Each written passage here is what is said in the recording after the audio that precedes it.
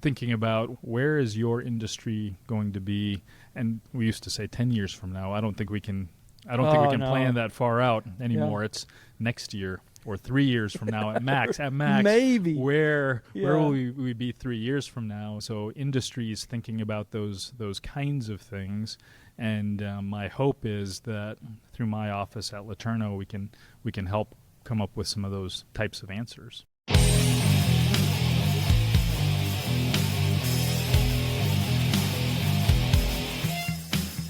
Welcome to Gone to Texas, the official podcast of the Texas Economic Development Connection.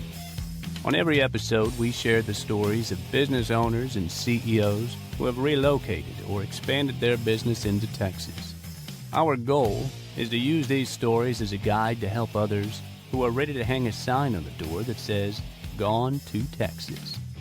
And now, please welcome your host, the Managing Partner and Chief Inspiration Officer for Day One Experts, Super Dave Quinn.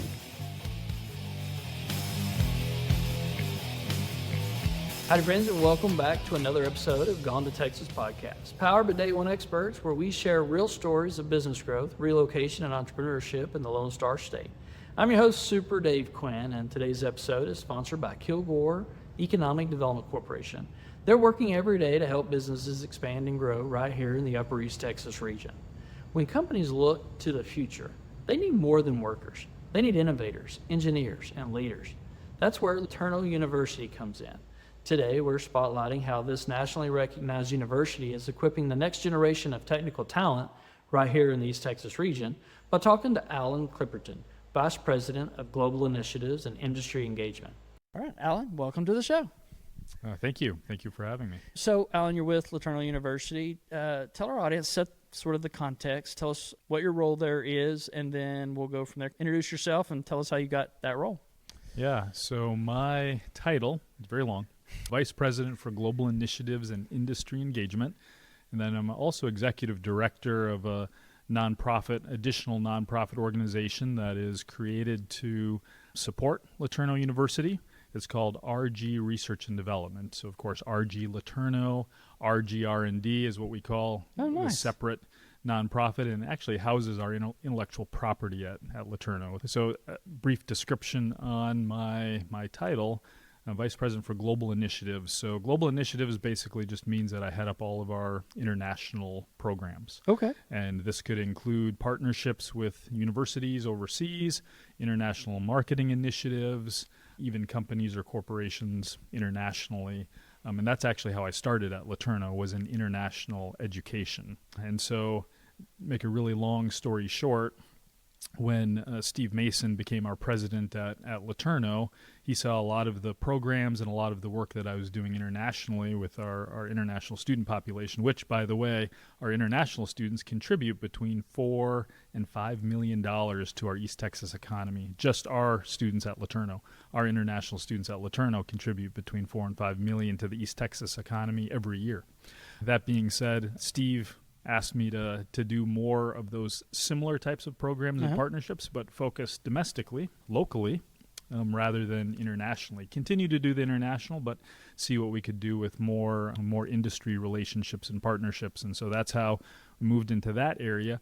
And then when we started the nonprofit corporation, the RG Research and Development, I actually have somewhat of a confusing background in innovation and entrepreneurship, and so Steve asked me to be a part of that as well, and I've loved it. I've always loved living and working for LeTourneau University and living in East Texas. I've been here for almost 14 years now, and I've loved my job even more over the last 3 or 4 years since we've started some of these other initiatives. Right. So I know my wife works for a company that started out of Western Michigan, and getting IP out of and monetizing it out of the university is not necessarily as easy as it sounds. No, it it's isn't. really cool to create. Yeah. And then it gets in this like limbo space. What I'm imagining, your nonprofit, that's sort of what you're doing, is helping make that magic happen. Yeah, absolutely right.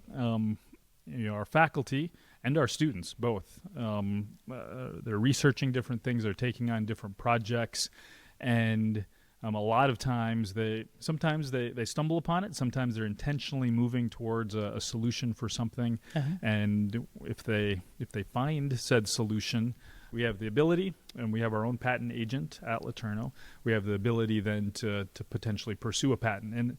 And I would say that's probably the most complicated part is the intellectual property LeTourneau's. We first have to decide that because people that do things on their own and so on that aren't necessarily a part of the LeTourneau IP who wouldn't fall into that category. So we first determine, is it LeTourneau's intellectual property or is it the faculty members or the students, depending on who's working on said project.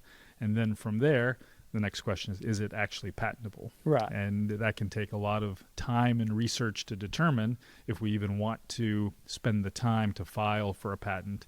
And then, the fastest patents that I've seen come through have been 2 years, actually. Okay.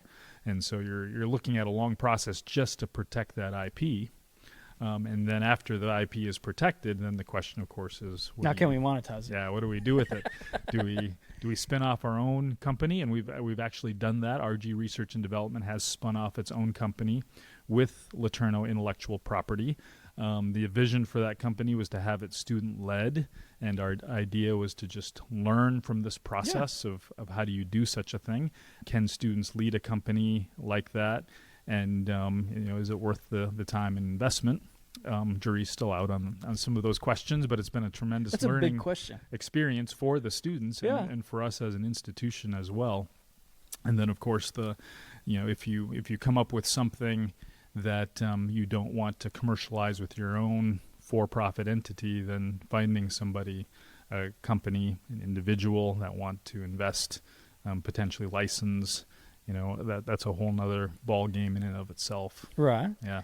Okay. So is your relationship with the industry, do you find that if I'm a business owner and I'm coming in and I've got a challenge and I'm trying to tackle a problem, is your university able to sort of come alongside them and say, look, we've got some folks that can work on this? Yeah. We actually have three different, I put them in these three different silos of ways that we can help industry. The first one, and because of our legacy in technical education and where we're at today as a comprehensive university, the first one would be education related. So do you have an issue, a problem as an industry, as a company, that we can come alongside you and offer some type of an education that would help with that. So our Yaskawa Welding Robotics Lab is a good example of something like this. If you're a company in East Texas and you're thinking about, what would it look like to automate, whether that's just materials handling or whether it's welding robotics, our robotic lab can help you with that. You can come, take a class, learn about how these machines work, and decide, is this a good fit for my business? Or if you already have robots that are doing work for you, we can take an individual and help train that person for that. So that education piece, something we've done for a long time, we will continue to do, and we want to do more of that. Right. And opportunities for workshops, certificate programs, even degree programs. Obviously, we come along industry in that way and create partnerships in that way. So that's bucket number one. Bucket number two would be senior design type projects. So you could come to LeTourneau if you're a local company and you have an engineering problem and you want to sponsor a senior design project. Depending on the project and the budget for said project, you could actually have a team of LeTourneau engineering students and one, maybe two faculty members working on that project for you. You're not hiring employees to figure out the problem. You're sponsoring a project, and we determine what that cost is up front. The company typically pays for the materials and maybe some other incidentals that go along with that. But then our students work on it with a faculty member for 1 year. And this is a lot of our local industries are familiar with this process. We've worked with a lot of companies here locally, but we're always taking on new projects every year in that type of a vein. So that would be senior design. The last kind of bucket would be what we call applied learning.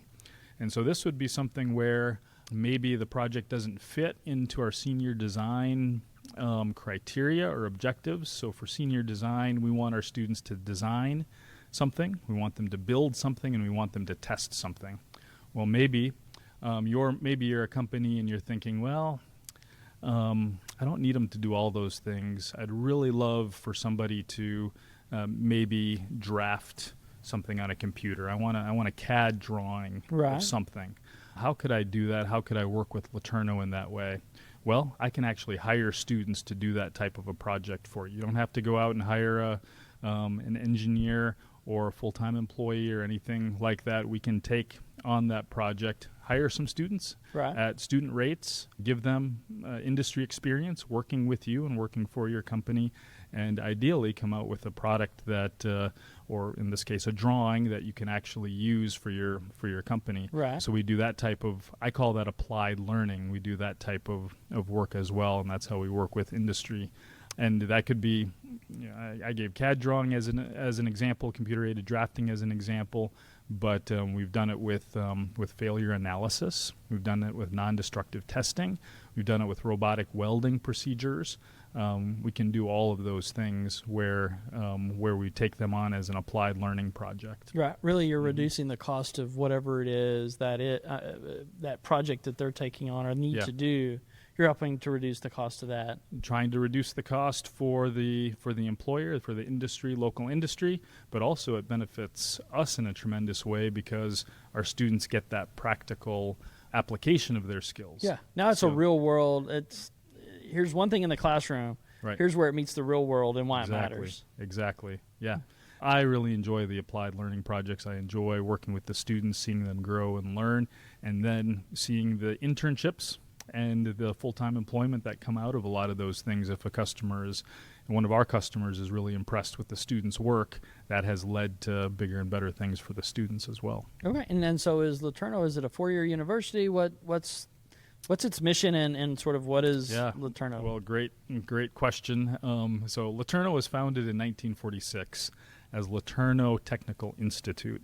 And so our founder, R.G. LeTourneau, had LeTourneau Technologies here in Longview, and decided, because the Harmon General Hospital, which is where our campus is, that property was right across the street, and he thought, well, this would be a great place to start training individuals, but primarily GIs coming back from World War II, start training them in different trades that they could apply at LeTourneau Technologies or other places. And so we started out as a hands-on technical institute. Right, I mean, you started to fill a need that was...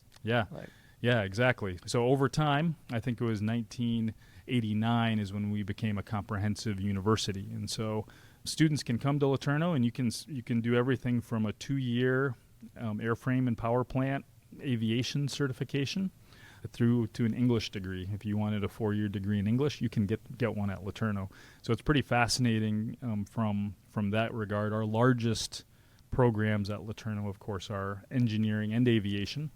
Aviation we started in 1956, so we actually predate the FAA, and we are the only comprehensive aviation program in the state of Texas. Okay. So A&P certifications, like I mentioned, commercial pilot licenses, and we do aircraft dispatch, we do drone technology, aeronautical engineering technology, we do all of those things.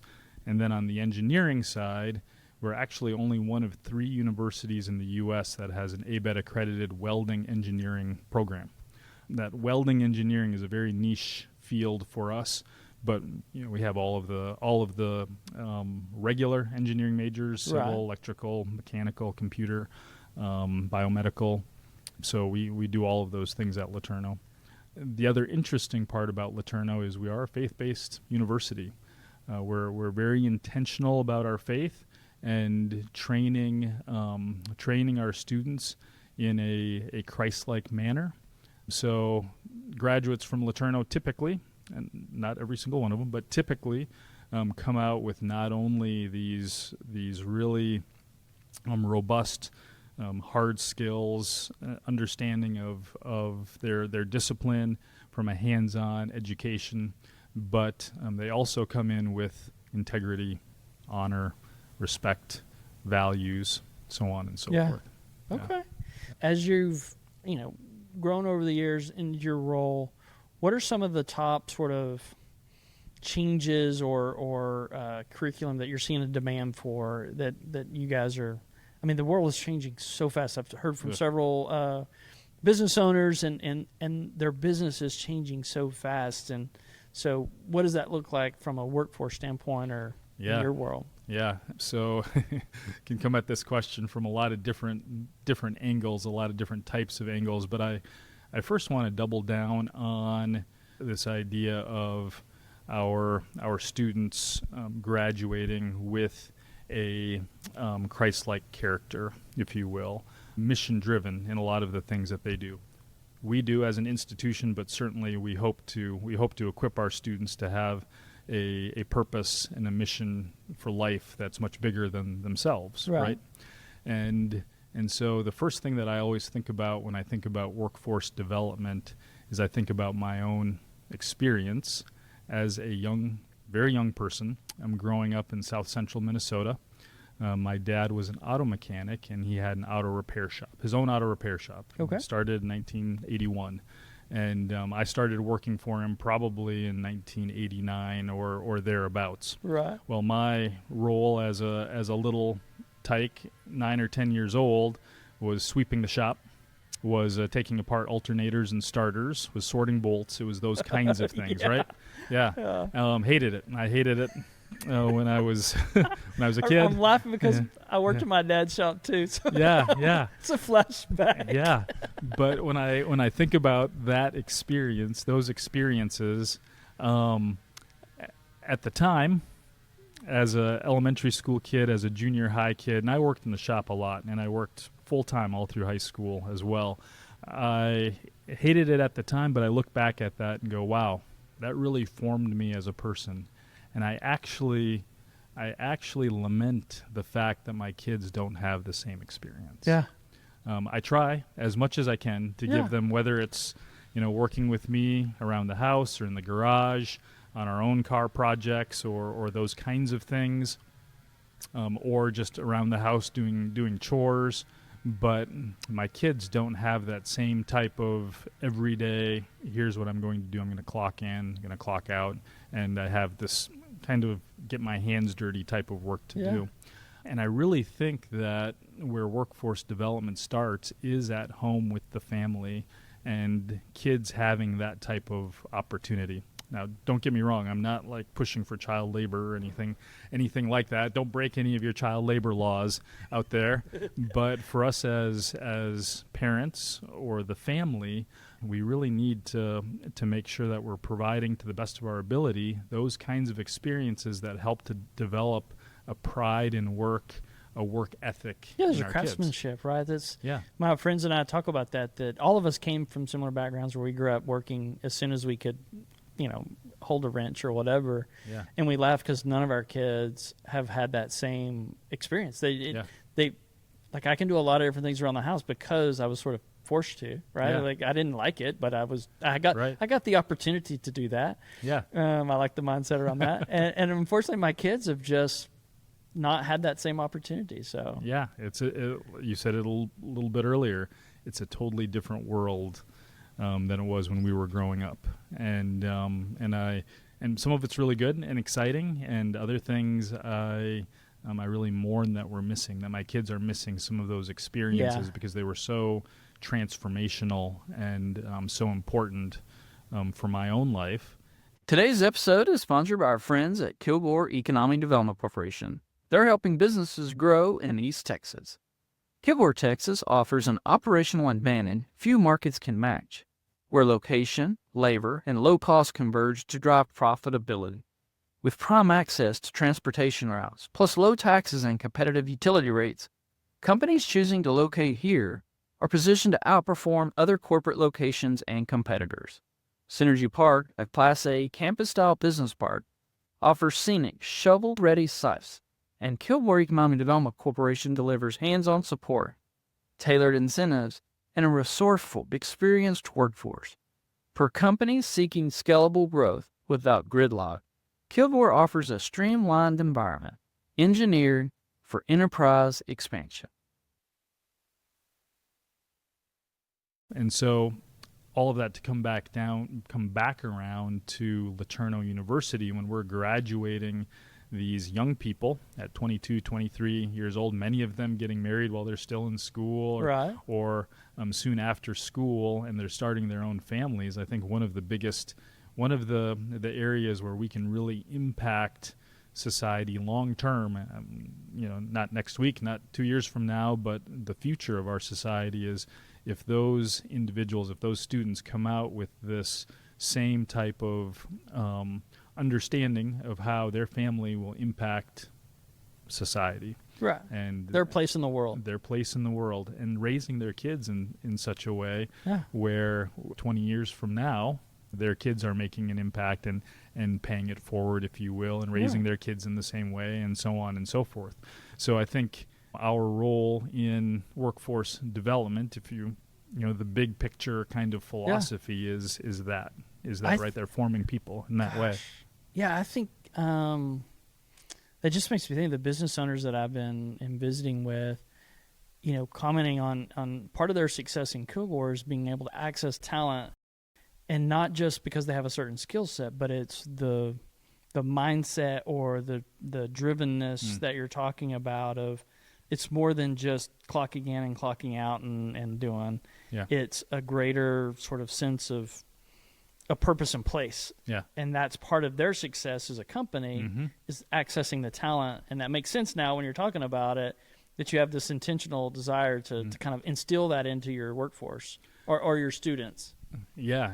And what you just mentioned there in terms of the right person with the right motivation, you can train them to do lots of different types of things. And in fact, even in the auto industry, when I was working for my dad in high school, and of course he brought on a lot of different technicians. Most of the guys that worked for my dad, they enjoyed working with their hands. They could fix things, so on. But anytime you came to them with a problem, and towards the end of my time, electronic fuel injection, all of those computers in cars were starting to become a big deal, right? And a lot of those technicians had problems with that side of it.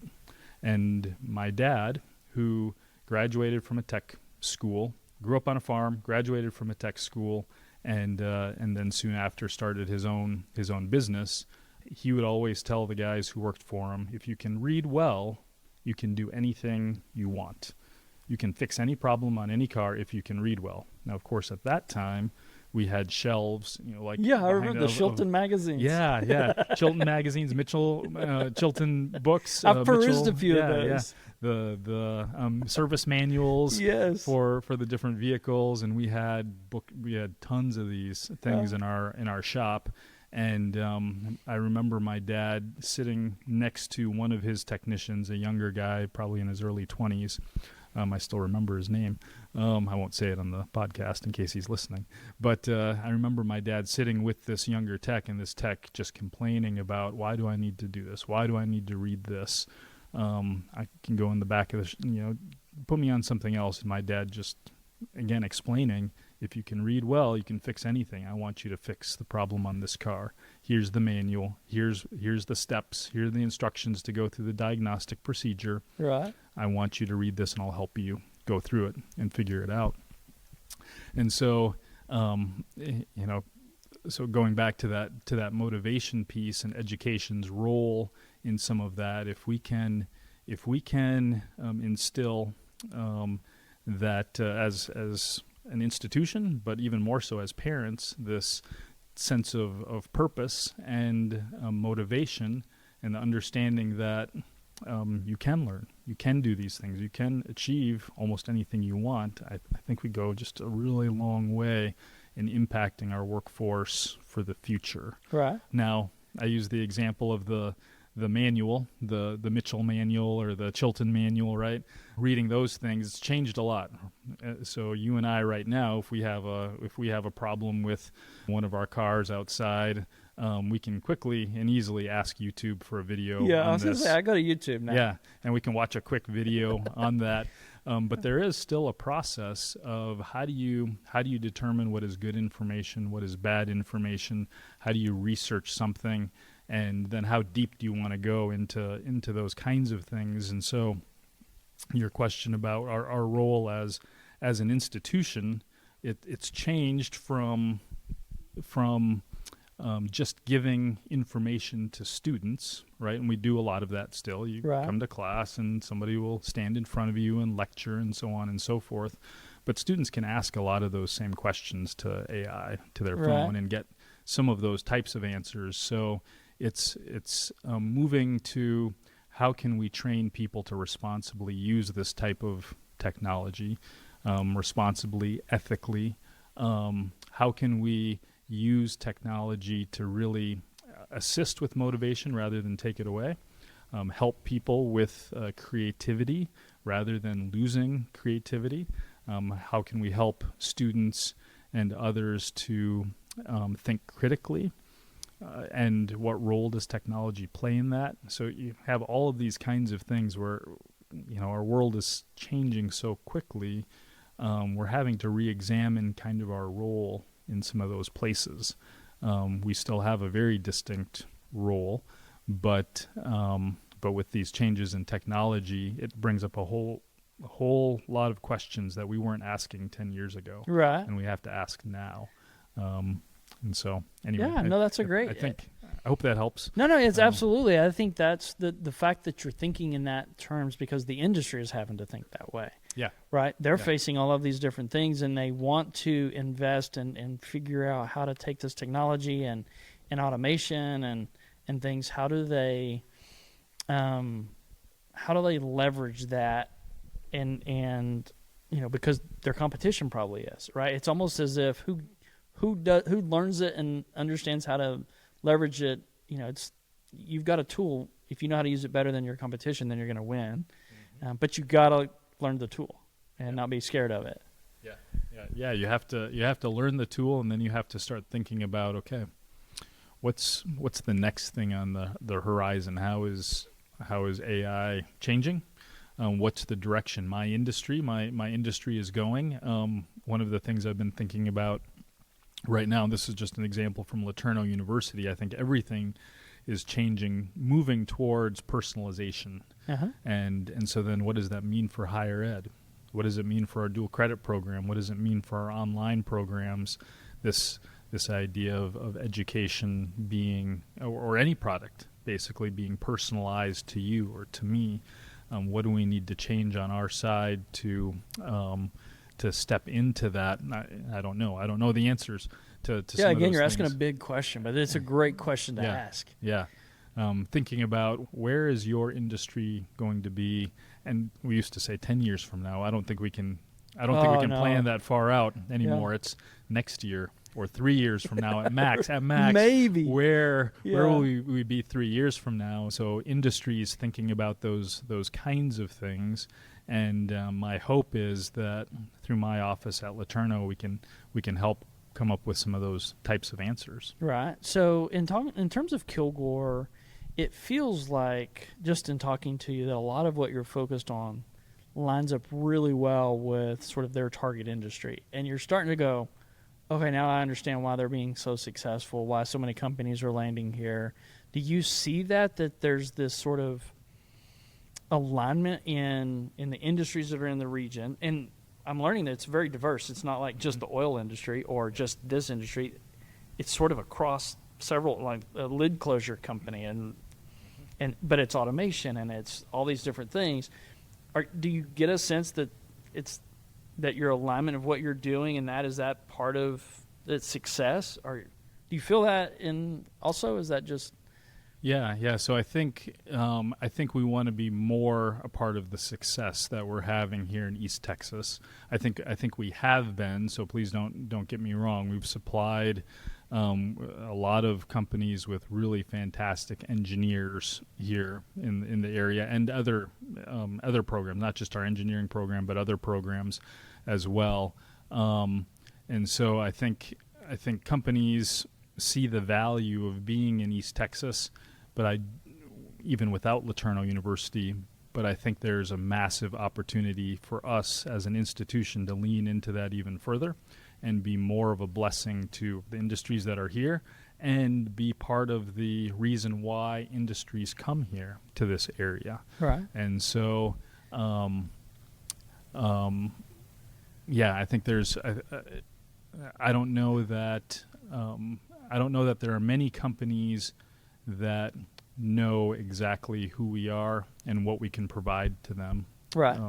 Until recently. Right. So the fact that we're offering these different types of programs, I mentioned industry education, and we're doing some of those things right now. We're the only robotic welding center outside of Ohio right now. And we have a national draw coming in. It's just a week-long certificate program. We have a national draw for that. And we have some big plans for electronic testing and semiconductor testing as well. Some things we want to lean into as an institution and offer certification programs in some of these key areas. And then we have other things on the horizon that I'm not bold enough to mention right now. But there's big plans. But there are big plans. And so I think there's an opportunity here for LeTourneau to come alongside Kilgore Economic Development, Longview Economic Development, so on and so forth, and really push out, here's who we are as an institution. We are really world-class in a lot of the things that we do, and we can supply whatever your workforce needs are, we can supply them. We're not the same as Kilgore College. We're not the same as Texas State Technical College. We're different in that vein, but we can assist with your workforce development almost regardless. Right. And so if you're talking to the small to mid-sized business owner who's our target audiences, and a lot of times they are founders of some manufacturing, tends to be just because Texas stacks up really well in that in that field, whether you're doing buttons for a John Deere tractor or the SpaceX program or Bell helicopters. It's the production aspect that we're really good at. Yeah. What would you say to that person? What is their what would be a tip, or what's their path for sort of plugging into your system and sort of learning or crafting what a skill set pathway that they're looking for? Yeah. So I think the first step would be to talk to me personally, actually. Okay. We love hosting people out at our university. I love going to businesses and seeing what they do and how they do it and talking about some of their problems. Sometimes we have an immediate, like, oh, we can do this and this is how we can work with you. Immediate proposal for how that relationship might look.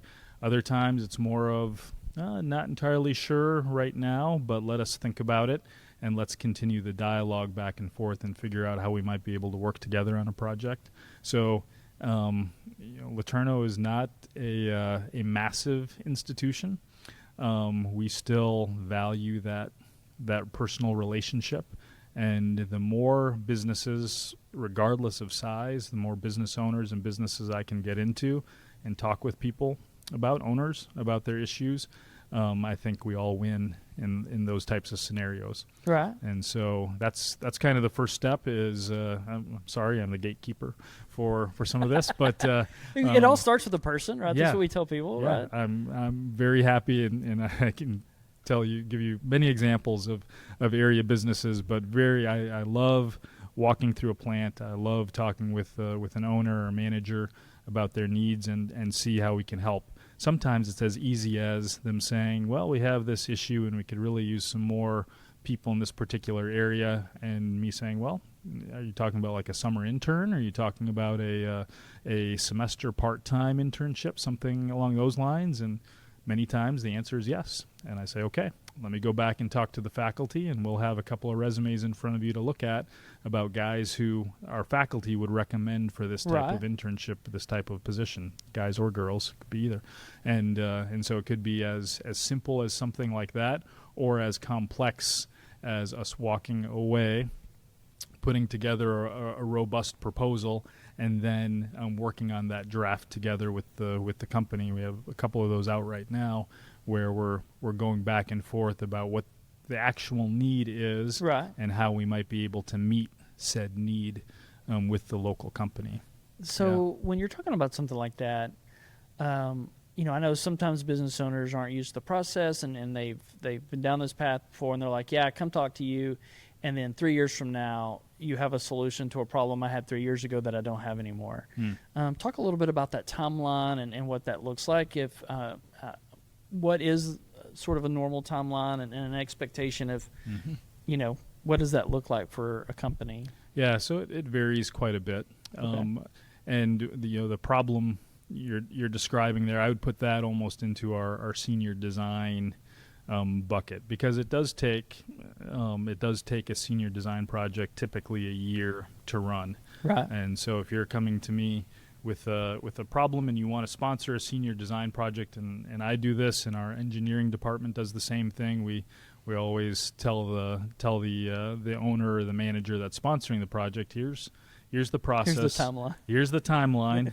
We're not a consulting firm. Right. We have really, really good students at LeTourneau, but they're still students. Yeah. And we have fantastic faculty, but their job is to advise the students, and it's the students' job to work on the said project, right? So those projects are a year, and at the end of that year, then the sponsor can decide if the solution is met and they're satisfied with it, and they'll take it back and they'll implement that solution in whatever way they want, or they say, well, I'd really like y'all to work on this another year and sponsor it for another year, right? So that's the problem. Right. It's not really a problem, but that's the way that senior design works. When we're doing something that would be more on that applied learning side, where you call me, you say, Alan, here's kind of the problem that we're experiencing. Come on out to our plant. I want to show it to you. I try to get those on my calendar as quickly as possible. High priority. Right. Get out there, visit with the company as quickly as I can, and see what the issue is. If I can take a faculty member that's in that vein, in that area, if I can understand the project as much on the front end as possible, I'll take them with me as soon as I can, and we'll look at what they're doing together. Usually after that, writing a proposal and getting it back to the company of basically a statement of work, what we would do, right, what we would be looking at for our expenses, how many students we'd have to hire on to do said project, and so on. Usually I get that back to them in pretty quick turnaround time, within a week. Okay. And then it's just a matter of how motivated the business is to actually implement or start that process. Now, it just really depends a lot on the project. Here again, we're not a consulting firm. We have a machine shop, but that's not all we do. We have a scanning electron microscope, but it's used for educational purposes as well. So, and we're not going to be as efficient as there's a trade-off, right? Yep. But for the companies that are, I'll use failure analysis as an example. The companies that need regular failure analysis work and tests done, they're typically sending that out to a lab someplace. Right. And they're waiting 6 weeks, 2 months for that analysis to come back, and they're paying a whole lot of money to do that type of work. We have a scanning electron microscope at LeTourneau, not used full-time, mostly for educational purposes. We can take that same sample, we can have students machine it, we can do the analysis in the report using that microscope, which is about a $500,000 piece of equipment. Right. And we can get you a report within a couple of weeks. Okay. On something like that.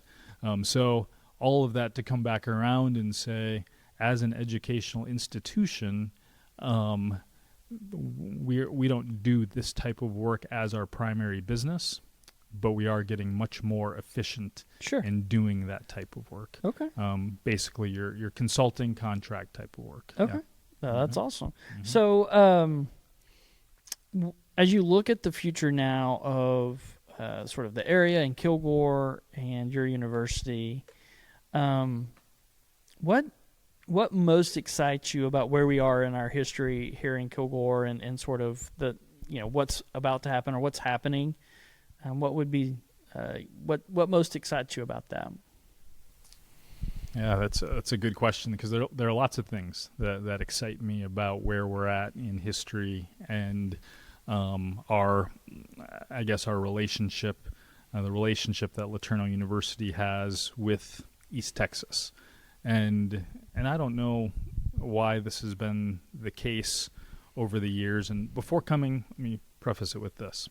Before coming to LeTourneau, I actually worked for 2 state universities. Okay. One in Minnesota, where I'm from, and one in South Dakota. And in those cities, the state schools there were very much ingrained in the society. When they had a sporting event, everybody went to those sporting events. You couldn't separate the city from the institution itself. And so coming to LeTourneau, the institution has always been a big part of East Texas. There's no question about that. That history is there.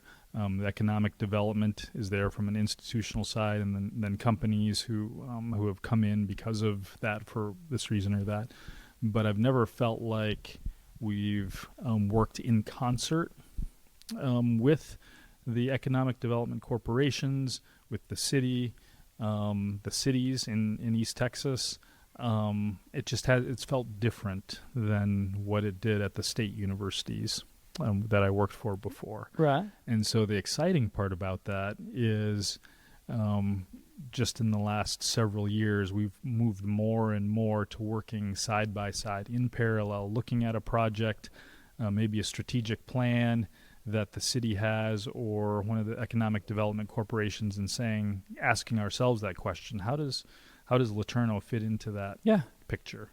And being invited into things, and also inviting the city and people, individuals, companies, economic development corporations, inviting those individuals and organizations into our institution as well. Having this shared dialogue and a shared mission and vision for our area, for our families, for our futures, right? And so that is super exciting to me. I love it. I love being a part of these kinds of conversations, and it excites me to think about where we'll be a few years from now, because we've made so much headway over the last few years. I think the best is definitely yet to come, and we're excited to be a part of that. Man, I love it. It's obviously you're passionate about what you do, and you have this greater purpose and mission in mind. And I think that's really important from an economic development standpoint. When the workforce development partners believe in what they're doing and the impact that they can have, it means so much, and it plays a vital role in that attraction piece, right? And the success of the local companies, right, is on the backs of the workforce and development, the talent that they can grow in that region. And that's what obviously Kilgore has been really good at sort of doing that and connecting. And it sounds like they have a wonderful partner with you guys, and someone with like you at the helm of that, really connecting the dots for the business owners who are looking for that product. So thank you for what you do. Thanks for joining us today. Folks, that's it for today. Learn more about Kilgore and watch the full series here at GoneToTexasPodcast.com/Kilgore. Thanks again for listening to the Gone to Texas podcast. Please like, share, and subscribe so more business owners can discover what's possible here in the Lone Star State.